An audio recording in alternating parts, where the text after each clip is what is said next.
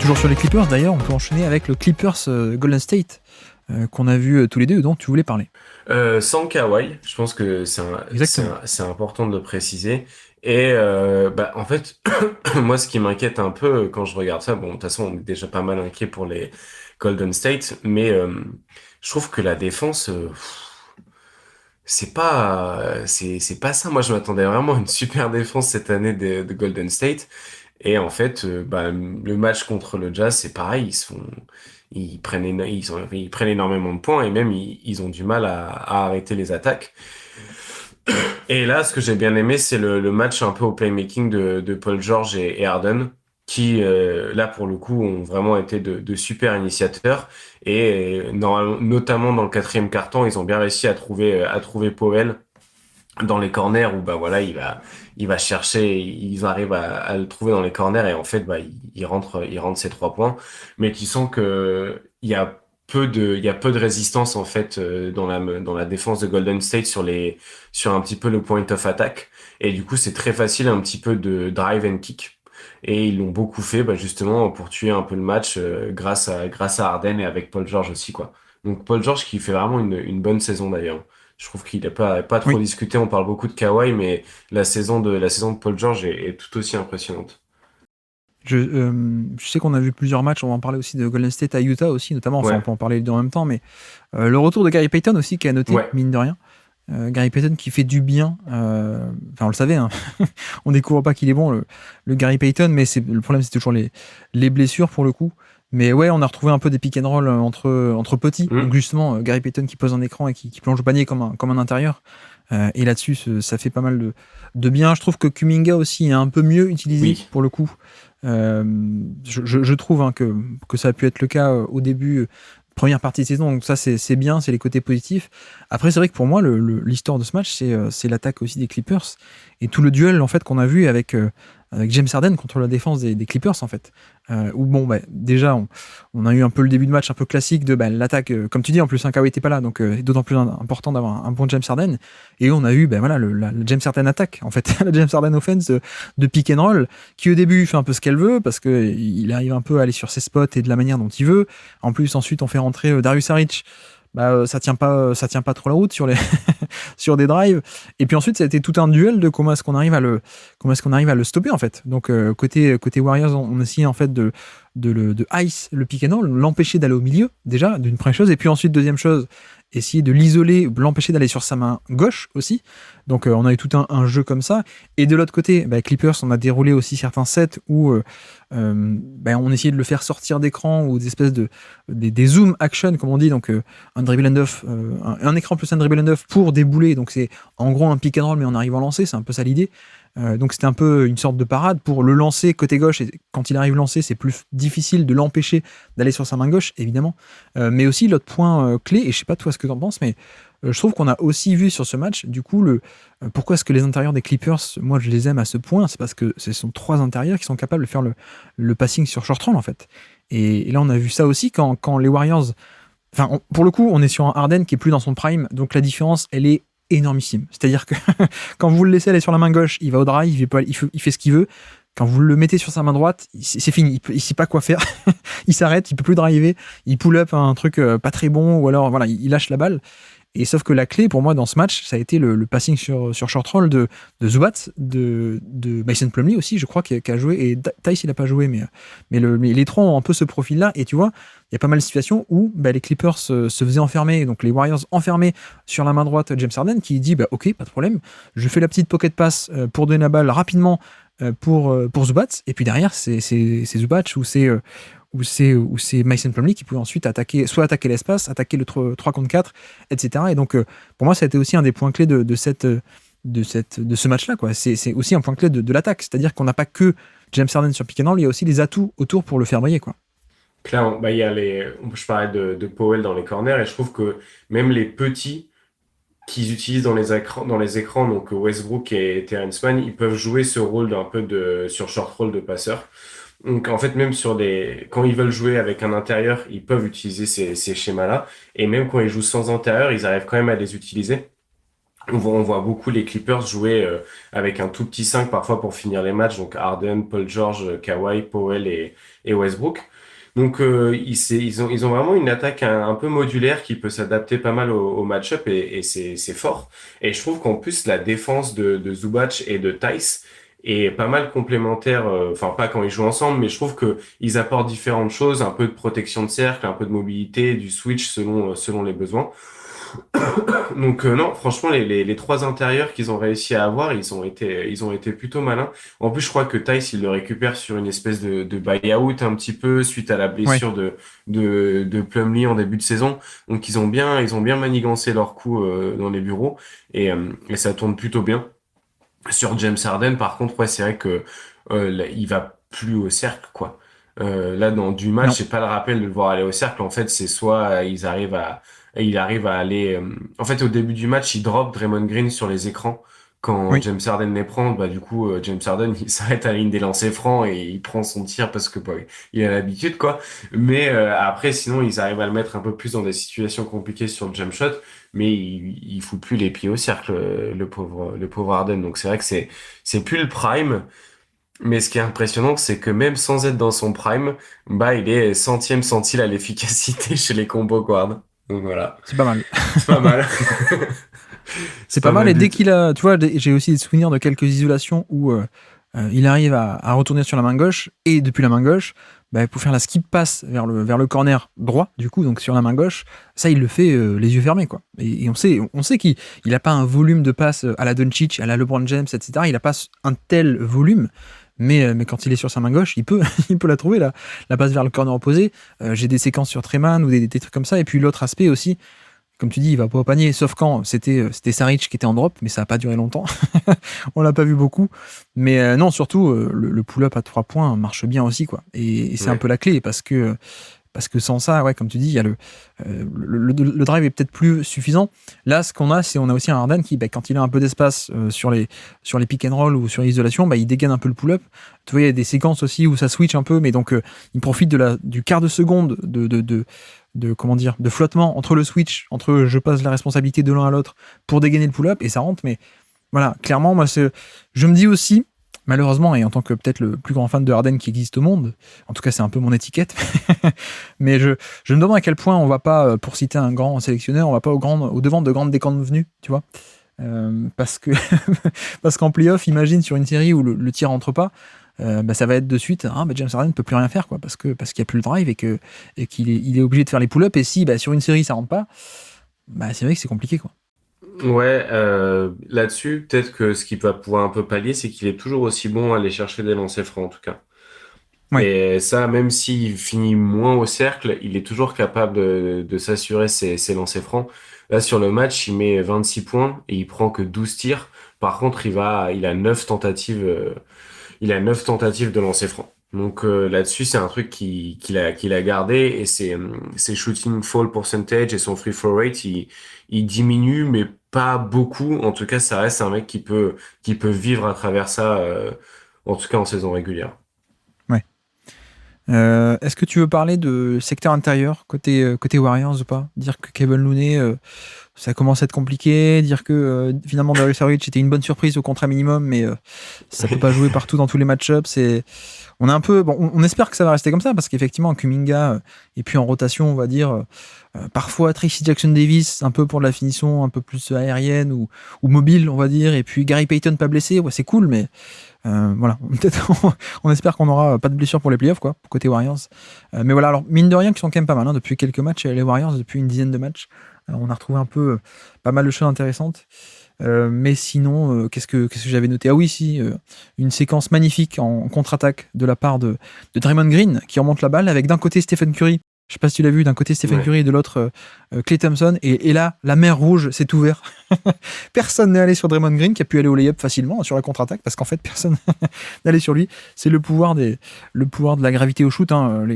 Un défenseur est allé sur Stephen Curry dans le corner et l'autre sur Klay Thompson. Donc merci. Et mais bizarrement, c'est Draymond Green qui a pu profiter de la mer rouge qui s'est ouverte et pas Moses Moody. Donc ça, c'est un peu l'ironie du jour. Balam tam tam. Je voulais la tweeter, j'ai oublié. Bon, voilà, je la fais dans l'hebdo. Mais non, mais alors d'ailleurs, le cas de Moses Moody, un peu particulier, qui lui, pour le coup, Kuminga, il a râlé, il joue.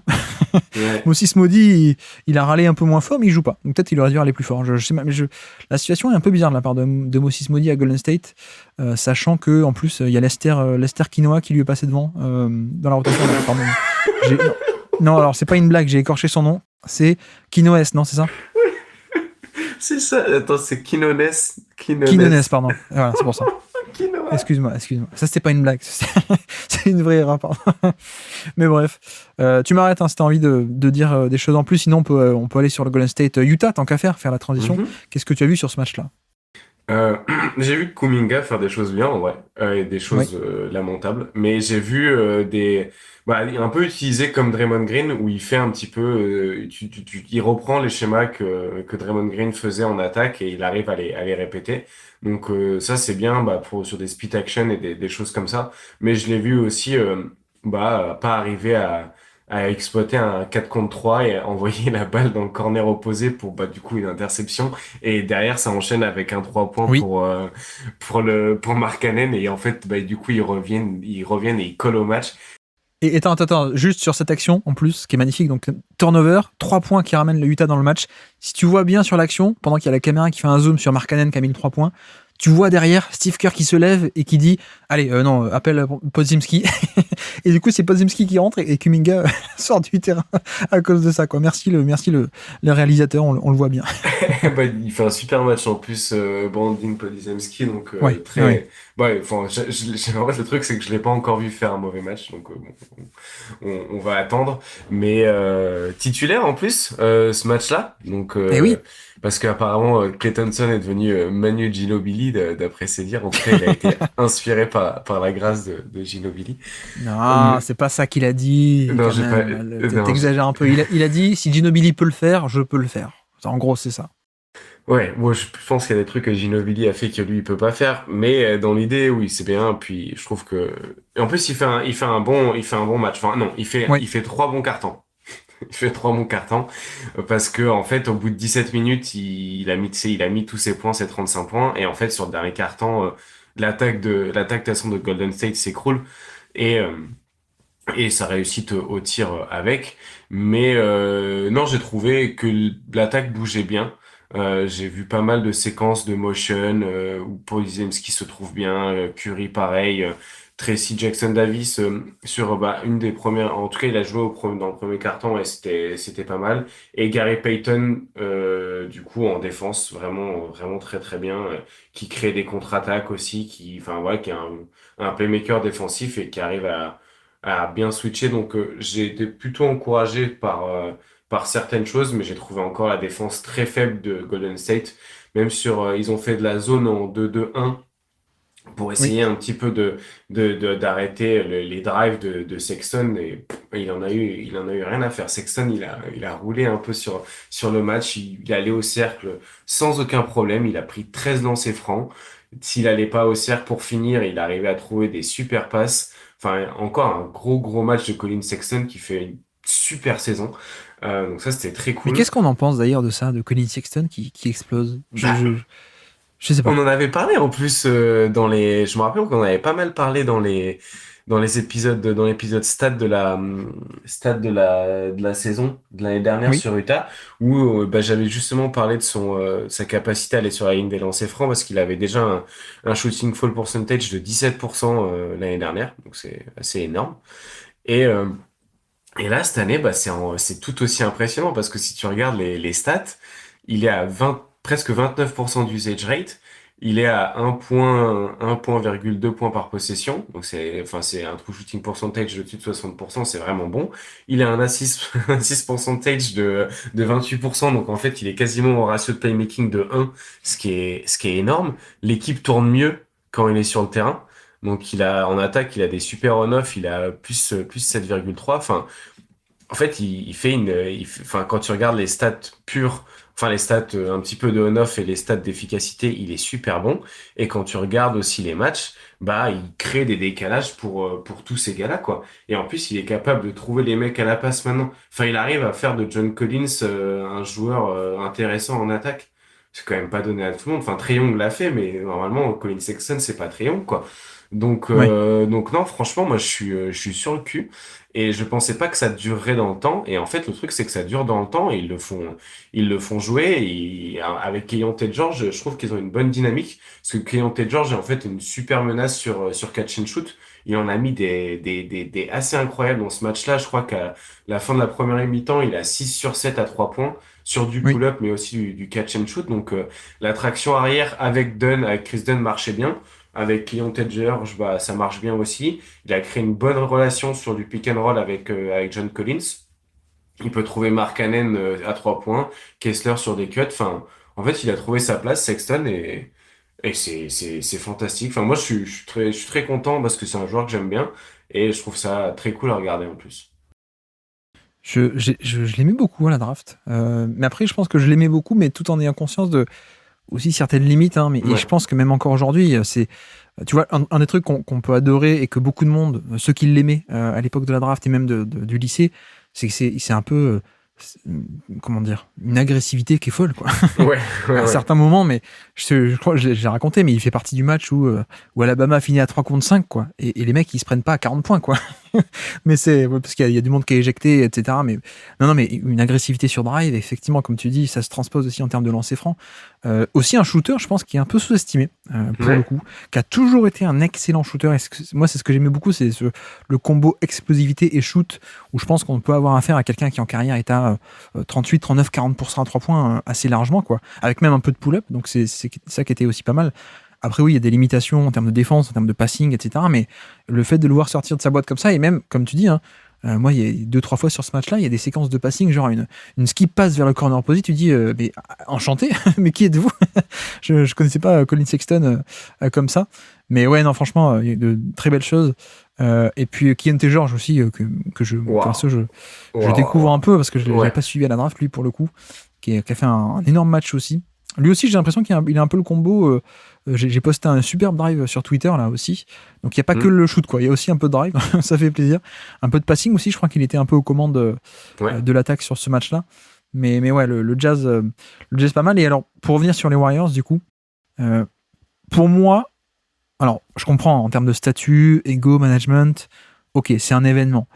Mais dans le jeu, je trouve que c'est pas tant que ça un événement, le fait que Klay Thompson sorte du banc maintenant. Je sais pas ce que tu en penses toi, mais en fait, l'attaque fonctionnait déjà de manière avec une double tête de, tête de pro avec d'un côté le combo Curry et Draymond Green Ouais. et de l'autre en fait Klay Thompson qui était déjà, même quand il était titulaire, en fait il était titulaire et puis il sortait assez rapidement et puis il re-rentrait et déjà même quand il était titulaire en fait c'était déjà le moteur de la deuxième seconde unité en fait. Donc là c'est vrai qu'il y a encore une fois il y a une question d'ego humainement etc, le statut, les 4 bagues, même lui il le sait, il le rappelle, Klay Thompson etc.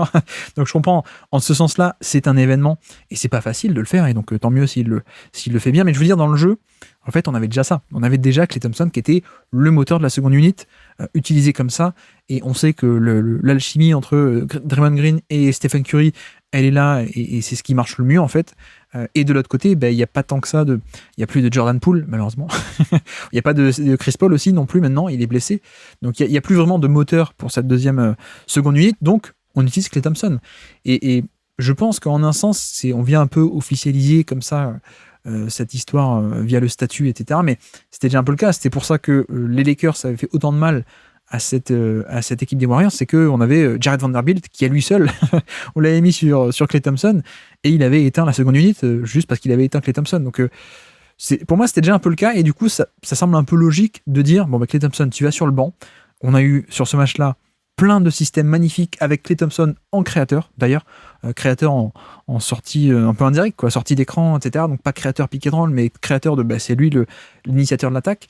Avec en plus, du coup, on le couplait avec du Tracy Jackson Davis qui peut plonger au panier plus rapidement que le pauvre Kevin Looney qui a plus de hanches. Et du coup, ça faisait que, et des fois, il glisse des écrans, et des fois, il plonge au panier sur des rolls, etc. Et donc, ça crée de l'attaque. Et ouais, ce match-là, alors, la fin, non, mais franchement, la manière dont les Warriors ont déroulé la seconde unité et l'attaque autour de Klay Thompson, c'était parfait, quoi. Il y avait des systèmes dans tous les sens, ça marchait. Donc, ouais, franchement, assez content de ça. Et ça me paraît aussi logique que Podziemski, qui est un connecteur slash amplificateur de décalage, oui, ça correspond mieux à l'attaque de Stephen Curry, Draymond Green. Donc, je sais pas toi ce que t'en penses, pardon, j'ai parlé longtemps, je te laisse à la fin de ce tunnel, je te repose la question. Mais moi, je trouve que ça change pas tant de choses que ça dans le jeu, finalement, Klay Thompson qui sort du banc. Non, pour moi, c'était plus un événement qui finisse pas les matchs C'est ça, récemment, ouais. qu'il les commence pas. Qu'il les commence pas, non, parce que oui, comme tu dis, c'est plus, il allait plus aller sur ses minutes au début de saison avec Chris Paul et Saric, en fait, donc avec le banc. Et il correspond pas trop à la synergie qui est mise en place autour du pick and roll Curry Draymond Green. Donc non, je suis totalement d'accord là-dessus. Mais en plus, ils ont déjà Wiggins qui peut jouer un peu le rôle du catch and shoot, donc ça va pas Oui, être aussi efficace, mais t'as pas forcément besoin d'avoir Klay Thompson tant que t'as cette menace à 3 points entre guillemets. Donc non, on a bien fait un tour du match. Dernier truc qu'on a peut-être oublié de dire, c'est Taylor Hendricks qui commence à avoir des minutes du côté de Utah, qu'ils ont quand même sélectionné dans le top 10 de la draft cette saison. Donc à voir ce que d'où ça le va trade de donner. Olynyk, hein, d'ailleurs. C'est fait Je pour pense, ouais. libérer de l'espace, ouais. Ouais, je pense que c'était pour lui donner de la valeur au Linux sur ce début de saison. Il fait une saison d'ailleurs assez incroyable aussi en termes de stats. Hein. Au Linux, il était à plus d'un point par 1,3, ou là, j'y arrive jamais, 1,3 points par match, avec genre un assist usage de presque 30%. Enfin, il était vraiment utilisé comme un quarterback et un finisseur d'élite à Utah, et il a pris de la valeur, et puis il est parti, comme Danny Edge avait déjà fait l'année dernière, avant la trade deadline. Donc là, ils ont ressorti Taylor Horton Tucker, histoire de dire que voilà, on tank, on sort le drapeau blanc, et Taylor Hendricks pour un petit peu lui faire prendre des bases. Bon, il a fait plus de marché qu'il a mis de panier, mais tu sens que défensivement, il est actif, il peut switcher. Vu qu'ils aiment beaucoup aller au rebond, il correspond bien à ça. Ils ont fait une raquette à un moment, Collins Hendricks, qui était très offensive sur le rebond. Et là, ils ont un offensive rebound rate de 41%, 42%, donc c'est genre 97e pourcentile sur la saison. Enfin, c'est vraiment une partie énorme de leur attaque. Et je trouve que ça s'est vraiment bien vu, justement. Ils ont attaqué le manque de taille de Golden State vraiment frontalement avec le rebond offensif, et ça s'est beaucoup vu. Alors, juste pour dire, c'est 1,3 points par tir, pas par match. Parce que Oui, ok. qu'il est unique à 1,3 points par match, ça serait très peu, mine de rien.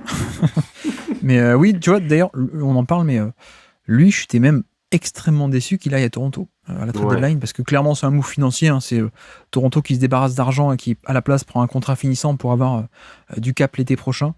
Mais ouais, tu vois, je l'aurais bien vu à Boston, j'aurais bien vu dans ce genre d'équipe. Donc, un peu dommage, finalement. Et puis oui, Horton Tucker, à quel point Horton Tucker c'est pour tanker et aussi pour justement rehausser les on-off de Colin Sexton peut-être aussi sur le marché. Vu que, enfin bref, on embrasse Talen Horton Tucker qui fait pas une grande saison malheureusement. Mais voilà pour ce match-là. Merci d'avoir écouté cet extrait. S'il vous a plu, l'émission complète est disponible en description et on se donne rendez-vous sur le feed principal du Basket Lab pour l'intégralité des podcasts. À bientôt.